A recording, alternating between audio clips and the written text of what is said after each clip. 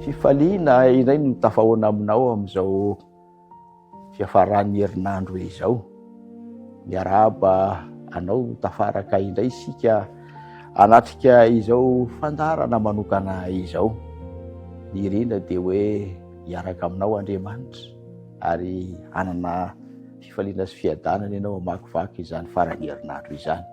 Eno ty tenin'Andriamanitra izay ampitainanao ity tao amin'ny Zefania 7:7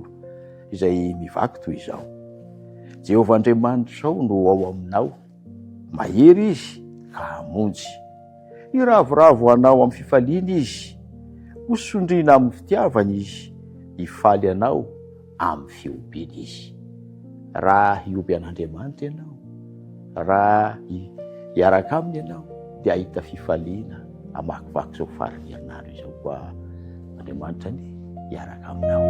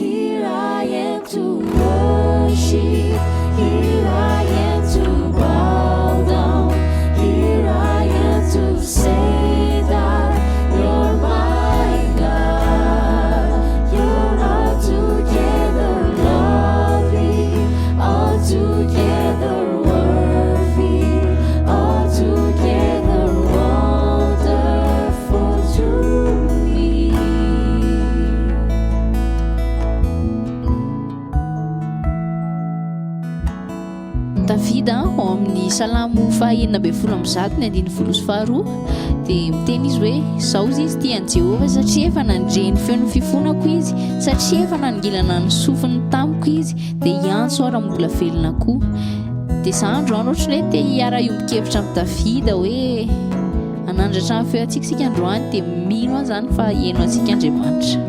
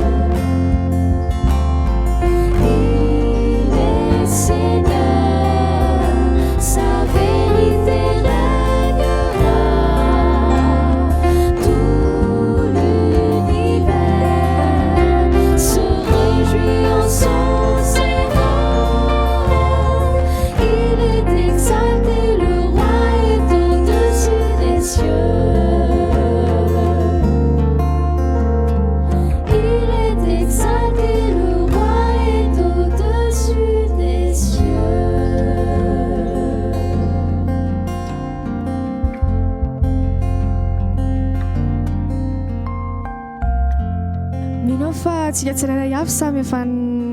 nandalo fanandramana an'izany hoe vavaka izany inona moa ilay atao hoe vavaka. Ny vavaka dia fifandraisantsika amin'Andriamanitra, manana meilleur ami daholo ngamitsika rehetrarehetra, dia mahafantatra tsika hoe ohatra ny ahoana ny fomba fifandraisantsika amin'zareo, ahoana ny fomba firesahantsika amin'zareo. Dia tiako tenena aminareo hoe tokony ohatran'izay koa zany ny fomba fifandraisantsika amin'Andriamanitra. Afaka hitantarantsika izay zavatra mahafaly antsika izy, afaka hitarainantsika izay tiantsika tantaraina amin'i Jesosy dia afaka tantaraintsika aminazy.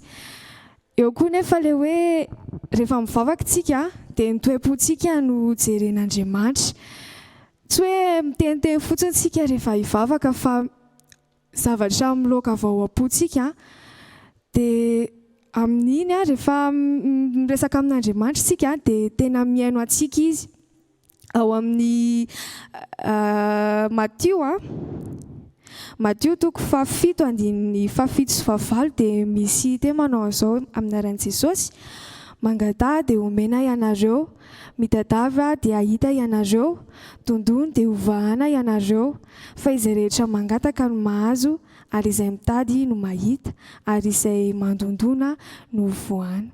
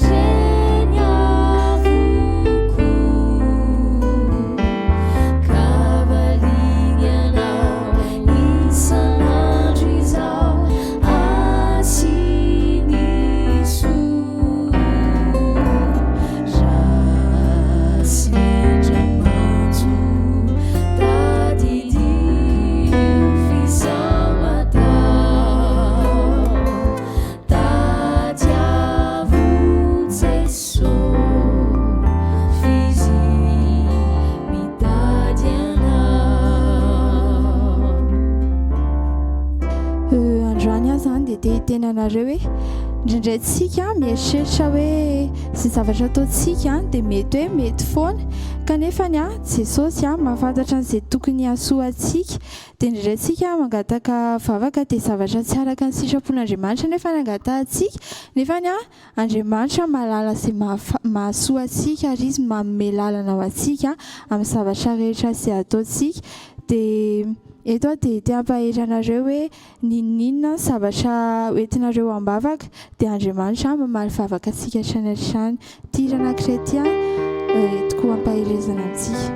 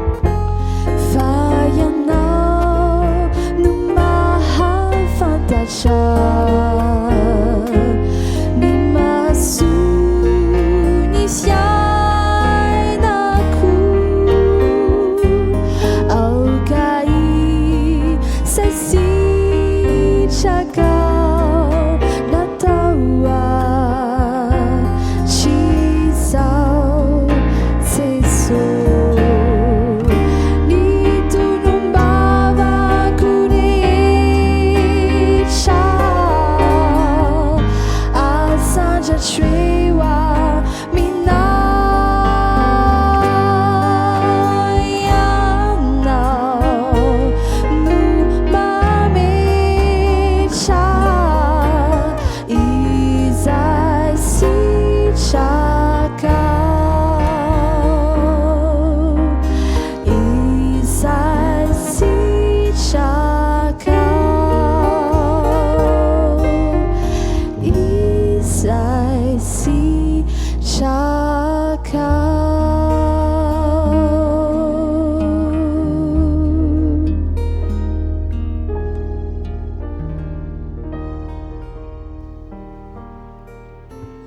tsy haiko indray nareo fa tena hitako hoe vomay ianao me manantona an'Andriamanitra dia vomay koa Satana miezaka hatrany manalanao aminazy zany sady amin'io tsy hoe zavatra moramora fotsiny ataony fa vomay ianao hitany hoe vomay ianao me mahatsapa hoe mpanota vomay ianao me mahatsapa hoe tsy mety zany zavatra ataonao zany dia vomay koa Satana ao anatin'izay miezaka hatrany hanalavitra anao an'Andriamanitra dia tena hitako hoe be da be mihitsy ireo fakapanahy zany be da be mihitsy ireo fakapanahy izay ataon'ny Satana eo aminay na ny ampianarana io na toeranay izy io ohatrany indray zao rehefa any ampianarana any dia ohatrany hoe misy misotro misy mifoka ohatr'izany dia ohatrany hoe rehefa tsy manao an'ilay zavatra ianao dia ohatrany hoe tsy ao anatin'ilay monde-ny zareo dia be da be io misy manome dia hoe hito dia raha vao tsy manaiky ianao dia ohatrany hoe tsy namana zareo zany fa ny eo anatin'izay aza-kivy reto fa Andriamanitra io foana ho antsika dia hito teny ito tiako mba miaravakina aminareo fa ao amin'ny Josué chapitre 1 verset 9 amin'ny teny français ilay izy ny hitako manazava kokoa an'ilay izy dia vakiko ilay izy fortifie-toi et prends courage ne t'effraie point et ne t'épouvante point car Éternel ton Dieu est avec toi dans tout ce que tu entreprendras dia mahainao azany dia ohatrany hoe verina be matao zany zavatra zany miseho amin'ny fiainako dia hitako hoe misy zavatra tian'Andriamanitra ho aseho anahy anatin'izay zavatra izay dia hitoerana karaha ito izako mihaino an'ity dia te hitomany be foana dia tiako mba ho zaraina aminareo ilay hira anatin'izay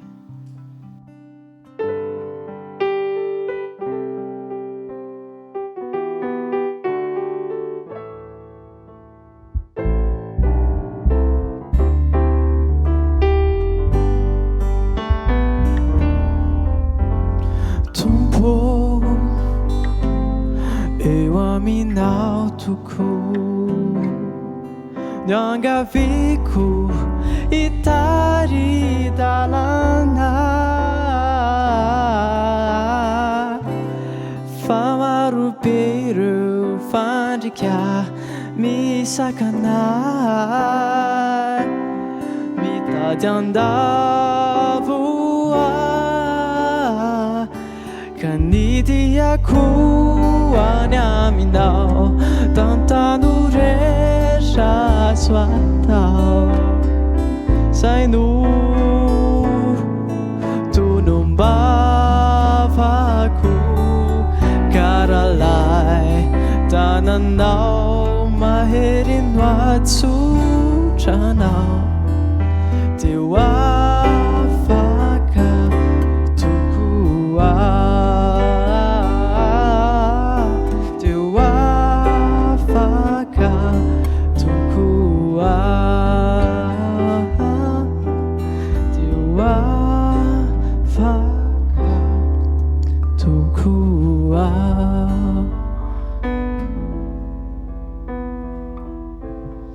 tiako be ilay fanandramana ny saramika teo satria tsy hoe mino fa tsy mika rery miaina izay zavatra izay fa tsika tanora mihitsy matetika misy tsy fijorona vavolombelona moa zany fa ilay izy fanandraman'olona no tantaraiko antsika eto ao am-piangonanay nisy tovolahy izay Eriko ny anarany dia izy nisy tumeur zany ny lohany dia nisy fotoana izy efa afaka mandeha fa tantanan'ny dadany sy mamany izy mamany ato ny dadany ato dia taritaritiny izy dia nenitatra ilay tumeur atao anatin'ny lohany tsy tadidiko hoe 4 cm izay fa avy eo izy laza tsy afaka nandeha tsony dia mipabe ny dadany izy zany hoe tena mandeha mivavaka dia zareo moa efa tena ny sahirana nivarotra fananana mihitsiny. Dia ny fiangonana ny aran'ny farimbona nanao fanampiana ho an'ny Eriko indrindrandrindra mivavaka zany. Dia ny zavatra tena hitako na hery vavaka io ankizilahy io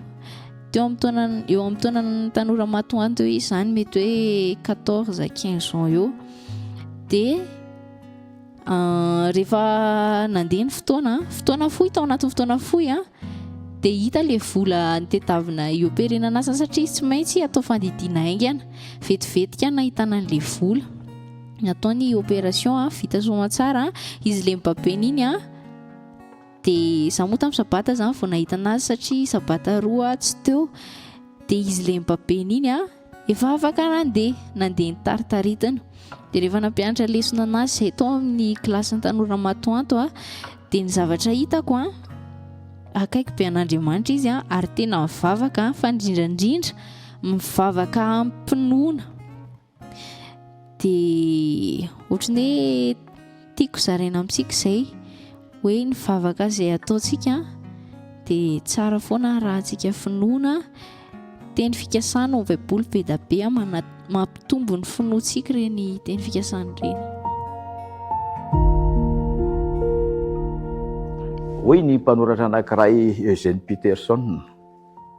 ao anatin'ny zavatsarotra no anefena ny teny hoentina mivavaka.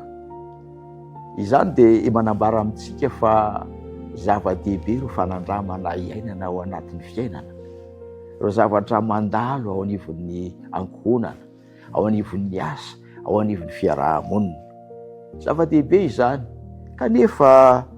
raha tiantsika ny ahita fiadanam-po, ny anana fifaliana, dia ao amin'ny tokantrano no tena sarobidy indrindra ny anefena ny fiainana izany. Eno ity fanambarana anankiray ity izay nataon'ny mpanoratra afrikanina anankiray manao hoe ny ankizy dia toy ny fanomezana omen'ny fiainana ho anao. Izany dia mifanandrifindrindra amin'ny fanambarana izay ambarasoratra masina ao amin'ny Salamo 7:20 manao hoe indro no vavy amin'i Jehovah ny zanaka, izany hoe manome fifaliana sy fiadanana ao an-tokantrano izany izy ireny. Koa androany ho anao ray, ho anao reny, ho antsika ao amin'ny tokantrano manana toetra mendrika sy eny mba ahafahana mitahiry izany fifaliana sy fiadanana izany. Ity misy fanambarana farany tiako ampitaina aminao mba hotsarovanao manao hoe ao anatin'ny fahanginana ny posahan'ny fahazavana. Hoy ilay mpanoratra sinoa anankiray antsoina hoe Lao Tse. Ka iriko ianao mba hanana izany fifaliana izany, hanam-piadanana mandritsy ny androm-piainanao manontolo. Andriamanitra ny hiaraka aminao mandrakariva.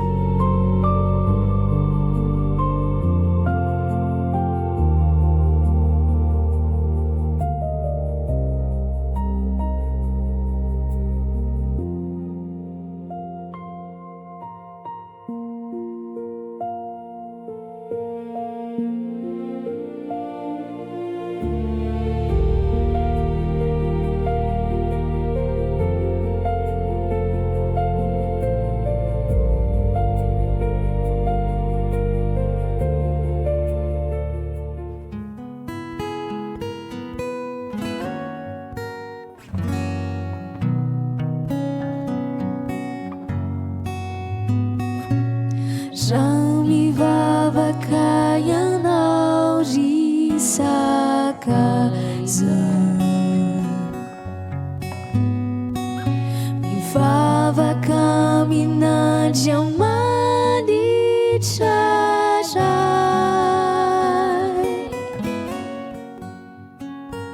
zao no afatry ny tompo maretatrany atrany, mivonona ambandresy,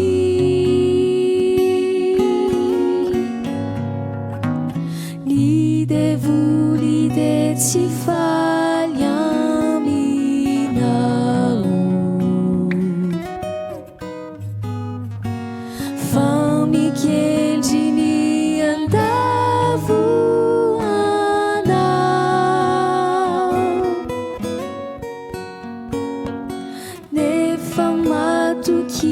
atrany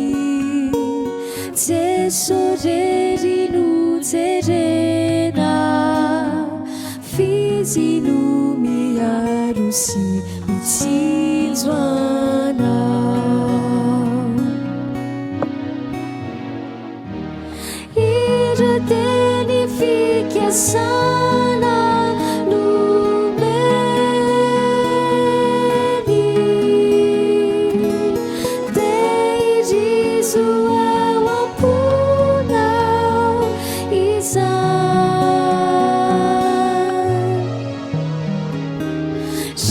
sukuni tanani kafinu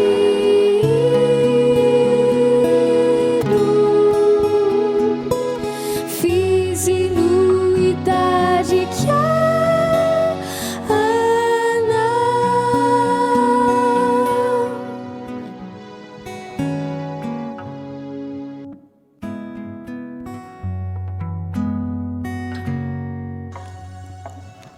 matetika isika rehefa mivavaka dia miandro valiny ary ny valiny andrasantsika eo matetika dia valiny tsara foana indraindray nefa ny valim-bavaka tsy araka ny nanantenantsika anazy mety mahasosotra tsy mahafaly atsika izy indraindray na eritreretintsika hoe châtiment avy amin'Andriamanitra ilay izy indraindray dia eo tsika dia lasa manomboka kivy tsy mivavaka ohatra dia nisy toezavatra ny enan'i Jesosy koa ohatra izay Jesosy koa nisy fotoana nivavaka fa mety hoe tsy araka ny eritreretana anazy ilay valim-bavaka dia na izany ary nefa dia nanaiky ny fandaharan'Andriamanitra Jesosy ao amin'ny nidio ao amin'ny Kristy toko faraky amby folo dia misy andalan-teny maro mavitsy ho zaraiko amintsika momba n'izay Jesosy izay zao anankiray ozy ato hoe ary raha ilay mpamonjy ny olombelona dia ilay zanak'Andriamanitra aza na tsy ary fa mila fivavahana maika fa isika mpanota malemy mety maty dia tokony hatsaro fa tsy maintsy ilaina ny fivavahana amin'ny mpaharetana sy amin'ny kafanampo eto izany dia milaza amintsika izy hoe Jesosy ary natsaro ny vavaka maika fa itsika olombelona ary ao anatin'izay fivavahana izay tsika dia mila manam-paharetana mety ela be mivavakantsika vao mivaly mety misy koa vetivety fa ampatsiavan'Andriamanitra antsika foana hoe mila manam-paharetana antsika ary mila manana hafanampo ihany koa ao amin'ny Jakoba toko 5:11 dia misy teny manao hoe miantra indrindra ny tompo sady be famindram-po ninona zavatra mitrango eo amin'ny fiainantsika dia eo foana Andriamanitra tsika ny mety mahatsiaro hoe tsy eo izy indraindray kanefa izy eo foana ao amin'le nideo amin'ny Kristy teo ihany toko faraky amby folo ao amin'ny pejy 440 dia misy teny manao hoe ento mandrakariva eo alondron'Andriamanitra ny ilainao ny fifalianao ny fahorianao ny fanahinao ny tahotrao tsy ahasasatra na ahavalaka azy ny anaovanao izany manisa ny volondohanao ny fonofeny fitiavana dia mangoraka noho ny fahoriantsika na dia noho ny fitarainantsika ireny aza ento eo aminy ny zavatra rehetra manahirana ny saina tsy misy zavatra mavesatra loatra ka tsy ho zakany satria izy no mitana izao tontolo izao izy no manapaka ny raharaha rehetra amin'izao tontolo izao tsy misy na inona na inona izay momba ny fiadanantsika azo atao hoe kely loatra ka tsy ho hitany tsy misy maizina loatra ka tsy ho voavakiny tsy misy zavatsarotra manahirana loatra ka tsy ho hainy hazavaina tsy misy loza mahazo miatra na dia amin'izay kely indrindra amin'ny zanany aza tsy misy tebiteby mampijaly ny fanahy tsy misy fifaliana mahamiramirana tsy misy fivavahana marina navoaky ny vava izay tsy ho voadiniky ny raintsika izay any an-danitra na tsy nanaitra azy niaraka tamin'izay maranako an'izany dia ny salamo 7:7 manao hoe mahasitrana ny torotoro fo izy sy mambe ny feriny Andriamanitra dia afaka mamaha ny olana rehetra eo aminao ary manasitrana ny zavatra rehetra izay miatra eo aminao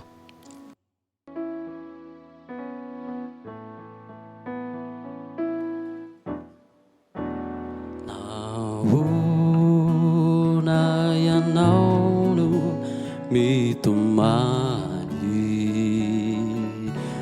mafilotra be niady atao ety naona mo ianao no tomisento azaky fa amonjy anao Jesosy entoeo aminy reo entana mavesatra fizyany mare mifanay tsy mba miavonao apetrao eo aminy koreo tebiteby zay mahazo anao famorafana tianao Jesosy entoeo aminy reo entana mavesatra fizyany male mifanay tsy mba miavonao ambo apetrao eo aminy koreo tebiteby zay mahazo anao famorafana tianao Jesosy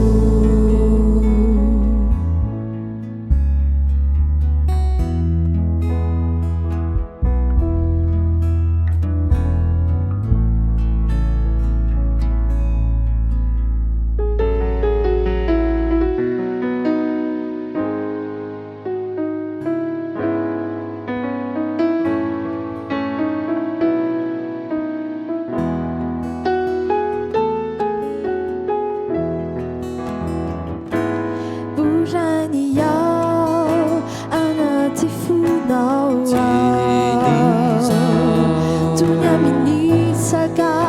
zadina indrindra tsy mamaneso sady tsy manda fa izy lay tena mpandrindra fifalinao ay ny manasanao ka hatramoary izao pamary vavaka tsy manavaka ilay tompo andriamanitra pamary vavaka tsy manavaka ilay tompo andriamanitra ka fifalinao ay miantso manasanao ka hatramoary izao pamary vavaka tsy manavaka ilay tompo andriamanitra pamary vavaka tsy manavaka ilay tompo andriamanitra ilay tompo andriamanitra ilay tompo andriamanitra